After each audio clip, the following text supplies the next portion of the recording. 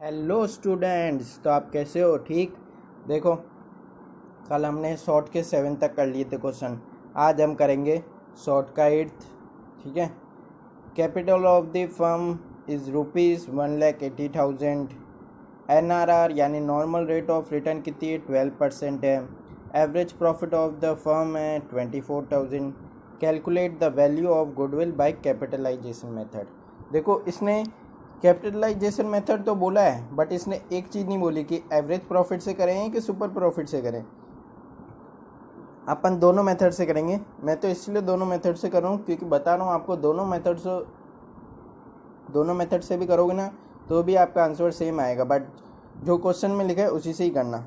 जैसे इधर super profit लिखा हुआ नहीं है, एवरेज प्रॉफिट भी लिखा हुआ नहीं है, तभी इधर कोई सा भी यूज़ कर सकते हो आप, कोई सा भी। ठीक है। अब कैसे करना है, देखो, एवरेज प्रॉफिट का पहले निकाल दे अपन। ठीक है ना। ये गुडविल,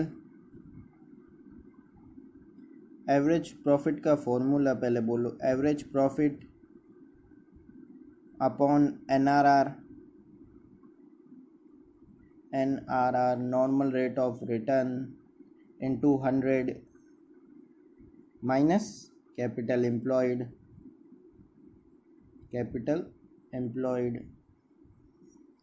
अब देखो, एवरेज प्रॉफिट है हमारा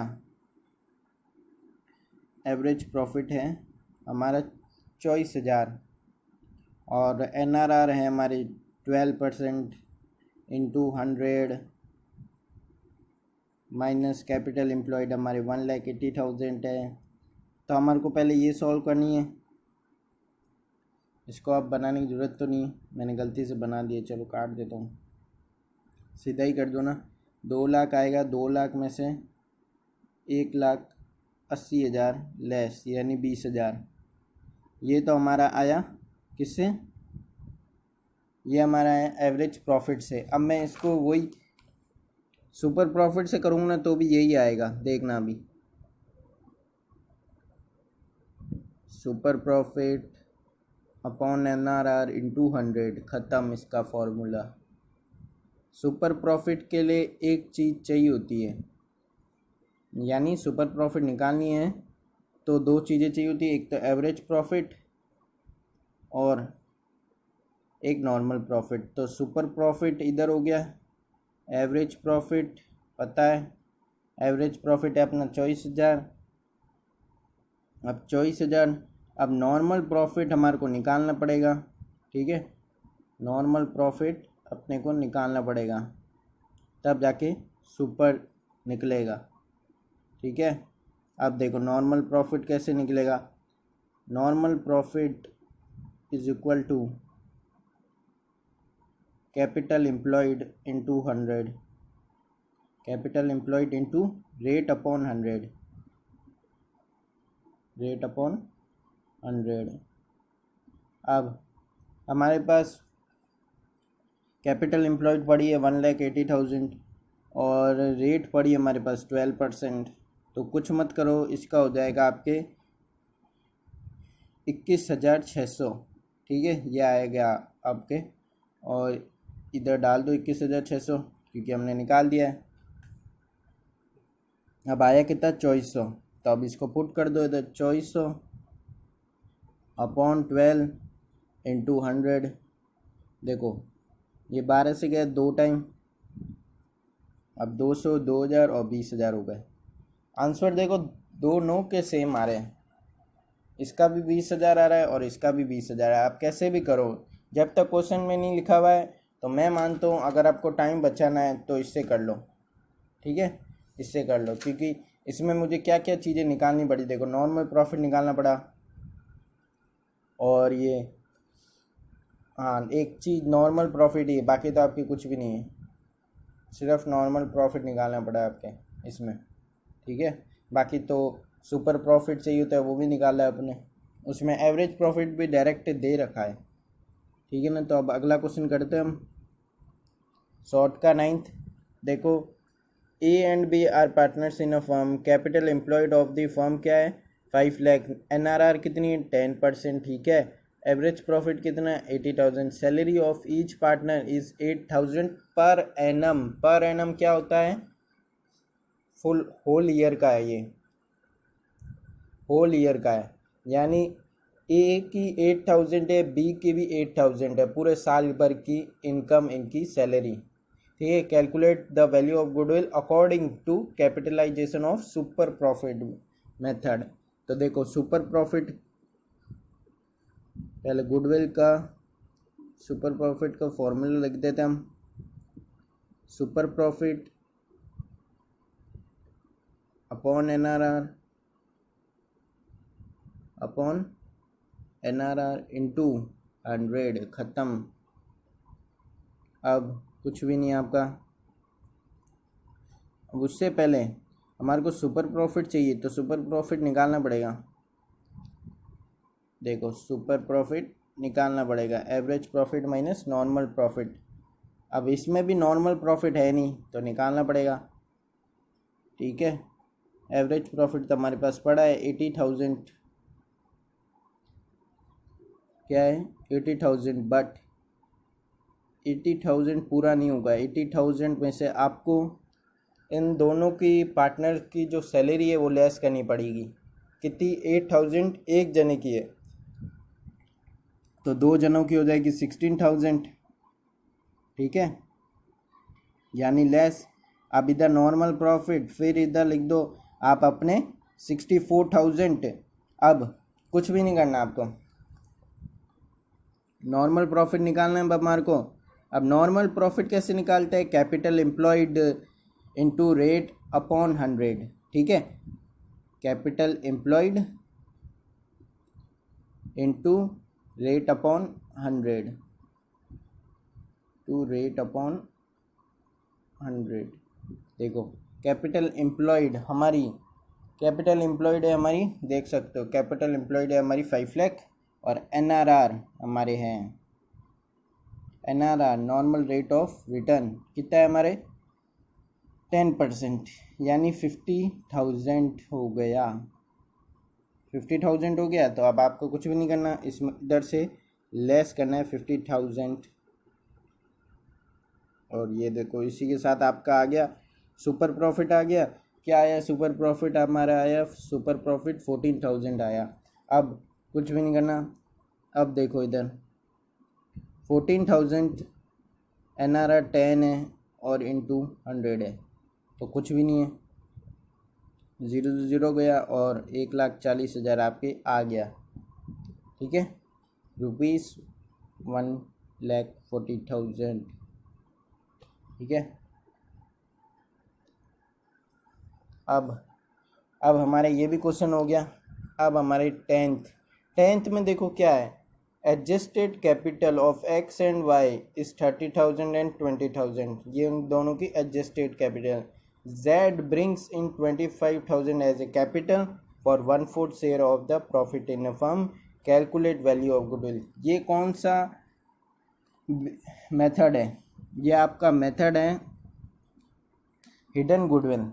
ये आपका मेथड है हिडन गुडविल। हिडन गुडविल का फॉर्मूला क्या था? मैंने क्या बताया था आपको कि पहले ऑल पार्टनर्स कैपिटल,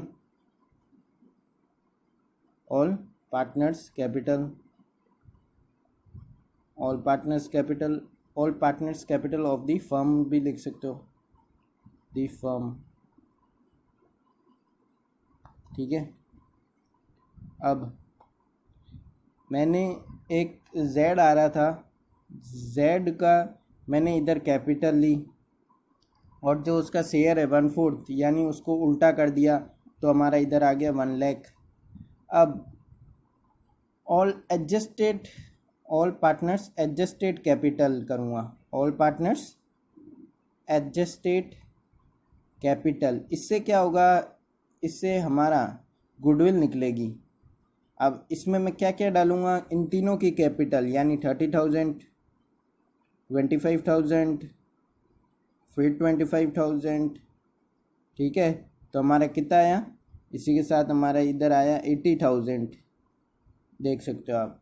तो ये हमारे क्या निकला? ये हमारे निकला हिडन गुडविल। ठीक है। हिडन गुडविल कितनी आई हमारी? हिडन गुडविल 20,000 आई, ठीक है, 20,000, ठीक है। ये देखो आंसर भी वही आ रहा है। अब हम करेंगे 11 और 10th में एक छोटा सा फ़र्क है, ज़्यादा नहीं है। देखो balance of capital accounts of A and B were 40,000 and 30,000 respectively for the year ended 31/12/2016. Balance of general reserve 20,000. C is admitted, ठीक है, 1/1/2017 for 1/3 share in profit. C brings, यो कितनी कैपिटल आ रहा है? 50,000 for his share of capital. Calculate value of goodwill. इसमें भी hidden goodwill है। देखो all partners capital of the firm, capital of the firm. अब कुछ भी नहीं करना, हमने इसकी कैपिटल पढ़ी थी, कितनी थी? इसकी कैपिटल थी 50,000। अब 50,000 में उसका शेयर क्या था? 1/3 था, बट इसका रेसिप्रोकल होगा सब चीज़ों में। इसका शेयर अगर आपको फर्म की कैपिटल निकालनी ना, तो इसका रेसिप्रोकल करना ही पड़ेगा, ठीक है। तो 1,50,000 आ गया। अब कुछ नहीं करना, ऑल पार्टनर्स एडजस्टेड कैपिटल,